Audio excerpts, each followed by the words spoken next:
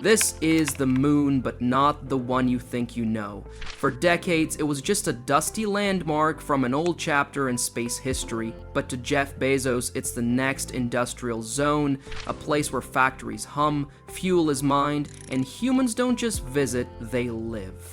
This is the story of how he plans to build it. Bezos' vision for space colonization. Jeff Bezos has been talking about space for decades, long before people took Blue Origin seriously.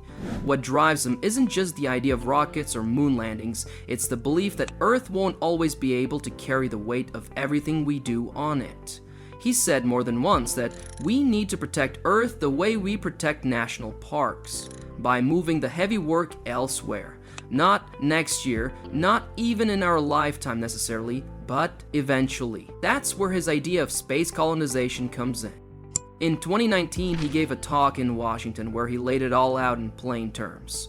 He talked about building space habitats that could support millions of people rotating cylinders in orbit, with gravity, fresh air, and even farmland. It sounded more like something out of a sci-fi novel than a business plan, but Bezos wasn't joking. To him, that's where the future heads if we want Earth to stay livable. These colonies, in his view, would handle energy production, mining, manufacturing, leaving Earth for living, not extraction. He also sees the moon as a crucial piece of the puzzle. It's close, relatively easy to reach, and could serve as a testing ground for everything from robotics to habitat systems. That same year, he introduced Blue Moon, a lander designed to carry cargo and eventually people to the lunar surface. The pitch wasn't about beating anyone there, but building something permanent, something that lasts. To make all this real, he founded Blue Origin back in 2000. And it's been moving steadily ever since. While it doesn't get the same media buzz as SpaceX, it's still building rockets, engines, and infrastructure piece by piece. Their new Shepard vehicle has flown tourists past the Kármán line. Their BE-4 engines will power the next-generation Vulcan rocket from United Launch Alliance. These aren't side experiments, they're steps in a long game. What's interesting is how he frames it all. When people ask him why he's pouring billions into space, he doesn't talk about prestige or adventure, he talks about scale. About how the alternative to expanding into space is rationing progress here on Earth. His version of space isn't a getaway, it's a pressure valve. A way to grow without grinding the planet down in the process. Whether or not that future pans out the way he imagines, there's no mistaking that he's betting big on it. Blue Origin and the Blue Moon lander. When Jeff Bezos first talked about building the road to space, most people probably didn't picture a cargo lander heading for the moon. But that's exactly what Blue Origin is doing with its Blue Moon project. Unlike rockets that just go up and come back, this one is designed to stick around. Or at least to go back and forth. Blue Moon isn't a single ship either. There are versions. The Mark I is focused on delivering cargo, think science equipment, supplies, maybe even habitat components, while the Mark II, which is still in development, will be built for carrying people. What sets Blue Moon apart from the noise of space startups is the fact that NASA actually gave it the green light. In 2023, NASA awarded Blue Origin a $3.4 billion contract under the Artemis program to help build a second lunar landing system for Artemis 5, scheduled for the end of the decade. That's not pocket change. And it's not just a one-off contract either. NASA's decision to bring on Blue Origin as a backup to SpaceX's Starship shows they're betting on more than one horse, and for good reason. Blue Origin has been working on this stuff for a while, even if it's been quieter than Elon Musk's company. The BE-7 engine, which powers the Blue Moon lander, has been in testing for years. It's designed specifically for lunar landings, using liquid hydrogen and liquid oxygen, which are also ingredients you could theoretically extract from the moon itself one day. That kind of forward-thinking design is what NASA's looking for, especially if they want to set up long-term operations up there. So far, everything's still on paper or in testing stages. There haven't been any launches of Blue Moon yet, but the pieces are coming together.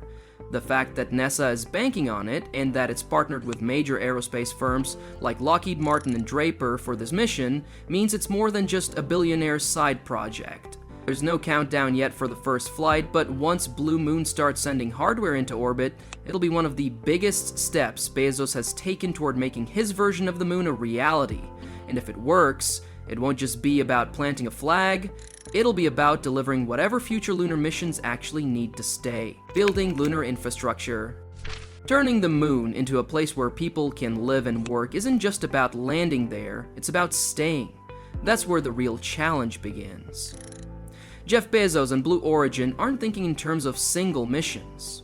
They're working toward a long-term setup that would support repeated visits, permanent facilities, and eventually human presence.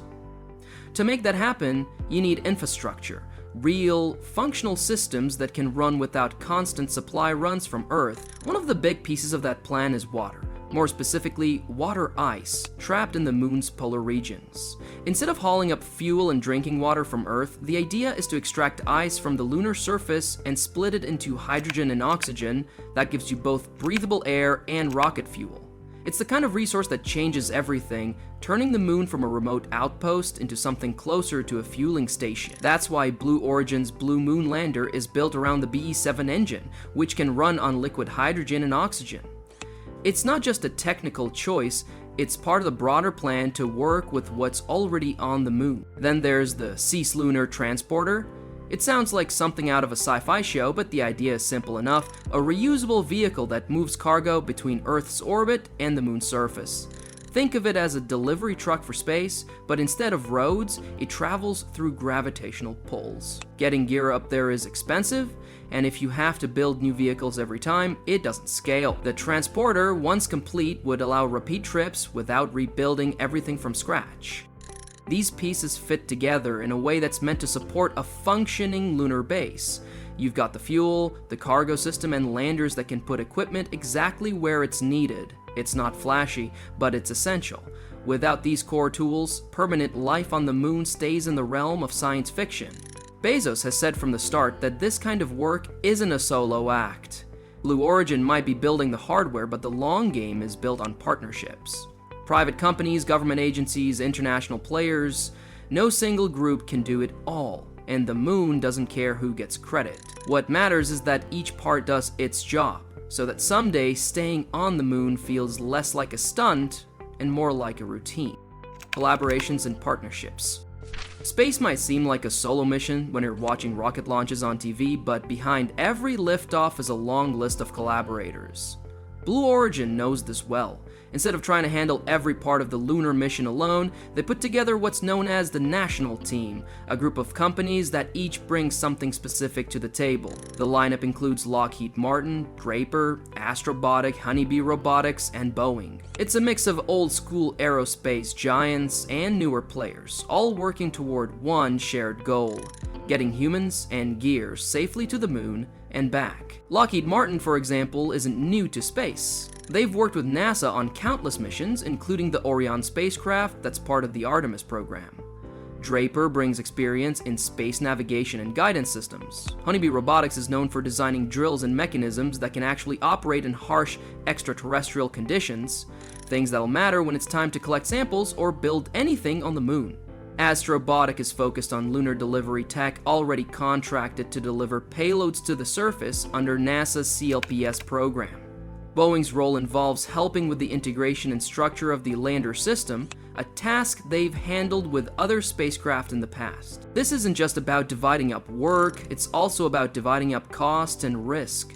Space missions aren't cheap. Developing a human-rated lander that can survive space travel, operate autonomously, and land on a rocky surface like the moon is a massive undertaking. By partnering with companies that already have relevant infrastructure, Blue Origin avoids having to build every piece from scratch. It also helps when pitching to NASA. A consortium with decades of spaceflight experience looks more stable than a single company trying to do it all. NASA seemed to agree. Their $3.4 billion contract for the Artemis V landing system didn't just go to Blue Origin, it went to the whole team. The idea is to have redundancy in place in case anything happens with the other major contractor, SpaceX. So it's not about competition so much as insurance. Everyone wants a successful mission. At the end of the day, space exploration is too big for one company. These partnerships aren't just smart, they're necessary. The moon won't be colonized by one billionaire's ambition alone. It'll take a group effort from people who've been sending things into space long before this current generation of rockets ever existed. Economic potential of lunar colonies. When Jeff Bezos talks about moving heavy industry to the moon, he's not being metaphorical. He's serious about shifting the kind of manufacturing and energy-intensive work that's currently straining Earth's resources to an off-world location. The moon, in his vision, isn't just a stepping stone, it's a workable place for building, mining, and launching. It has no atmosphere to worry about, far fewer environmental regulations, for now, and a lower gravity well that makes it easier to lift off from than Earth. That changes the math for a lot of things, especially if long-term human activity in space ever becomes normal. One of the most talked about opportunities is mining. The moon isn't just rock and dust, it holds elements like helium-3, which some scientists believe could be used for advanced fusion energy. It's not something we can tap easily or cheaply yet, but it's there. More realistically, in the near term, the moon's regolith contains metals like titanium and aluminum, which are useful for construction if processed locally. That reduces the need to haul materials up from Earth, which is the most expensive part of building anything in space right now. Bezos has said the ultimate goal isn't just exploration for the sake of it, but building an economy that works beyond Earth. He believes lunar infrastructure, landers, fuel stations, habitats, transport vehicles could lead to entirely new industries. Think about how the internet created companies that didn't exist 30 years ago. Space could do the same. If lunar settlements grow, you'd need engineers, builders, robotic technicians, even things like legal services and remote healthcare. It won't all happen at once, but the path to get there runs through jobs that don't exist yet. It's also not just about the moon. Bezos sees it as a base that supports deeper missions to Mars, the asteroid belt, wherever else makes sense down the road. Launching from the moon cuts costs and complexity, especially once systems for refueling and repairs are in place. That makes lunar colonies more than a destination, they become part of the supply chain.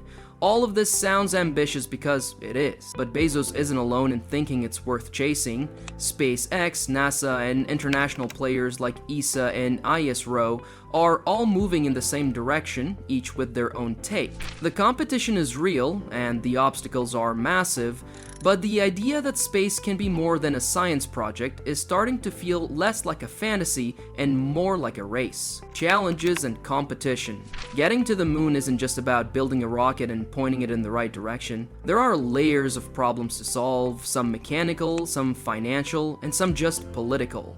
For Blue Origin, even with the NASA contract and a team of strong partners, the path forward is anything but guaranteed. So one of the most obvious hurdles is that they're not the only ones trying to do this. SpaceX is already far ahead in some ways. Elon Musk's Starship has already completed test flights, and NASA has tapped it as the primary lander for the Artemis 3 mission. That sets a high bar. Starship's ability to carry massive payloads and land vertically isn't just a technical achievement, it's a marketing win too. Every successful test puts pressure on Blue Origin to move faster, test more, and prove that Blue Moon can do the job just as well or better. But technical competition is only one part of the picture. Safety is another massive concern. Lunar landings aren't routine. It's been over 50 years since the last time humans walked on the moon. The risks haven't disappeared. Equipment has to survive launch, space travel, lunar orbit, and landing, all while carrying cargo or, eventually, humans. There's no room for shortcuts. Every system, from propulsion to life support, has to work perfectly because there's no rescue option waiting if something goes wrong. Then there's the money. Space is expensive. Blue Origin is backed by Jeff Bezos, who can afford to sink billions into the company. But even that has limits. A single mission can cost more than the GDP of a small country. That's why public-private partnerships are so critical. NASA funds help, but they come with oversight and deadlines.